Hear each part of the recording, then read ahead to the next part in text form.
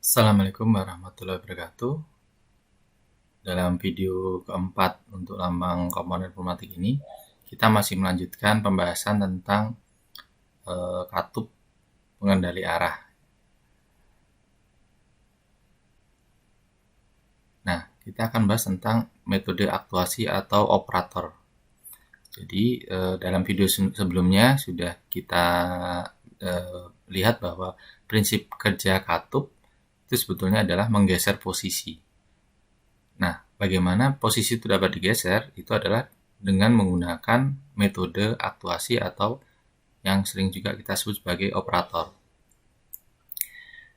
Kita lihat contohnya di sini adalah sebuah katup 3/2 normally open. Kemudian jika kita tekan, maka akan menggeser posisinya, sehingga yang tadinya posisinya terbuka menjadi tertutup. Kemudian kalau kita lepas, maka katup akan kembali bergeser ke kiri akibat adanya pegas. Nah, metode aktuasi atau operator ini adalah sebenarnya bagaimana cara supaya si katup itu bisa bergeser ke kanan ataupun ke kiri. Dalam hal ini, metode aktuasinya adalah untuk mengaktifkan menggunakan katup tekan, sedangkan untuk mengembalikan ke posisi normal digunakan pegas.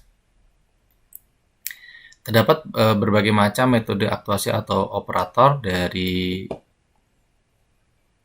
push button, tombol tekan. Nah, ini push button, kemudian ada variasinya, shrouded button, kemudian mushroom button. Berikutnya adalah twist, dan switch ini berbagai macam variasi untuk katup tekan. Kemudian juga ada yang disebut sebagai emergency stop, ya. Yang membedakan ini kalau ditekan dia tidak akan kembali sampai kita kembalikan ke posisi awal. Kemudian berikutnya adalah yang menggunakan kunci, kemudian menggunakan planyer. Roller ada 2, roller biasa ini akan tertekan pada saat ada benda, misalnya adalah silinder. Kemudian jika ada one way roller ini adalah dia akan aktif sesaat saja. Jadi bedanya dengan roller biasa, kalau ada benda maka dia akan tertekan. Kalau one way roller itu akan tertekan sesaat, kemudian dia akan kembali ke posisi semula. Berikutnya adalah air pilot, jadi didorong dengan menggunakan tekanan udara, dan solenoid pilot didorong dengan menggunakan solenoid. Nah, ini adalah lambang-lambangnya. Jadi secara umum untuk yang manual itu seperti ini. Kemudian ini menggunakan lever atau tuas, ini menggunakan pedal kaki, push button. Berikutnya adalah pull button. Jadi kalau ini ditekan, ini ada ditarik. Kemudian ada varian yang lain, treadle, rotary knob, dan push pull button. Kemudian metode aktuasi berikutnya adalah untuk yang mechanical, ada planyer.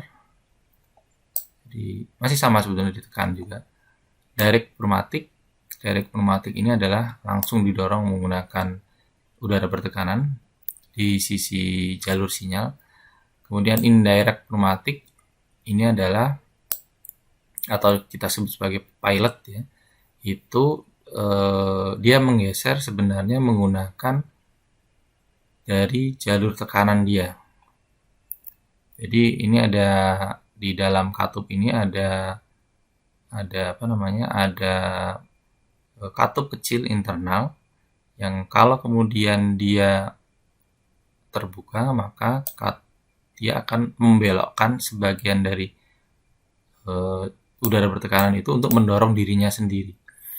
Jadi bedanya adalah kalau di direct pneumatic pada sinyal kendalinya langsung mendorong, sedangkan kalau di indirect pneumatic atau pilot pressure ini, sinyal kendali ini itu bisa berupa udara bertekanan rendah saja, yang kemudian yang mendorong itu adalah sebetulnya dari jalur daya dari udara, jalur daya dari katup itu sendiri. Berikutnya adalah roller.